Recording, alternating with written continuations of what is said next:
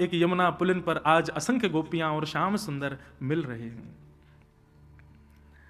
ठाकुर जी ने जैसे नेत्र खोल करके सामने देखा, इतनी सारी गोपियां अस्त व्यस्त हैं, किसी के केश अधूरे हैं, किसी के आंख में एक ही काजल लगाए, किसी के एक ही होठ पे लाली माए, दूसरे पे है ही नहीं है, किसी के यही कंगन है, दूसरे में है ही नहीं, किसी के वस्त्र उधरे हुए, किसी कुछ, मतलब एक भी व्यवस्थित गोपी नहीं थी वहां पर, सब अस्त व्यस्त।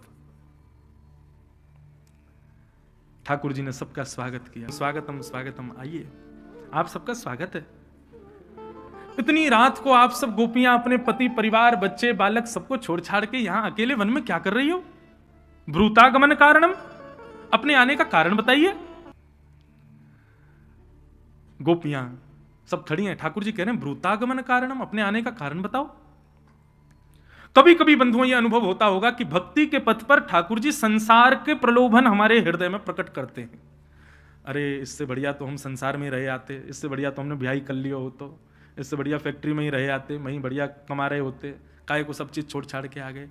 ऐसी स्थिति पूर्ण रूपेण ब्रज के उपासी बनने के बाद यदि चित्त में प्रकट होने लग जाए तो समझना ये ठाकुर जी खेल रहे हैं आपके साथ। उस भाव का प्रभाव नहीं होने देना है अपने ऊपर। गोपियों के साथ भी ठाकुर जी ने यही किया। 10 श्लोकों में ठाकुर जी ने पतिव्रता नारी का धर्म समझाया। अरे राम राम राम, आप सब अपने पतियों को छोड़ के आई हो, आपको पता है पतिव्रता नारी का धर्म क्या होता है?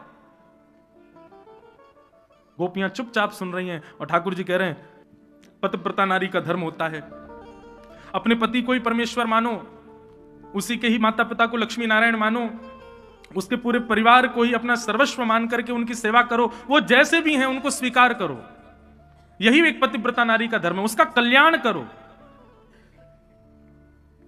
ठाकुर जी ने बहुत सारी बातें कही, पतिव्रता नारी का धर्म क्या होता है, एक मां को कैसे रहना चाहिए, एक स्त्री को क्या क्या करना है, सब बातें बताई।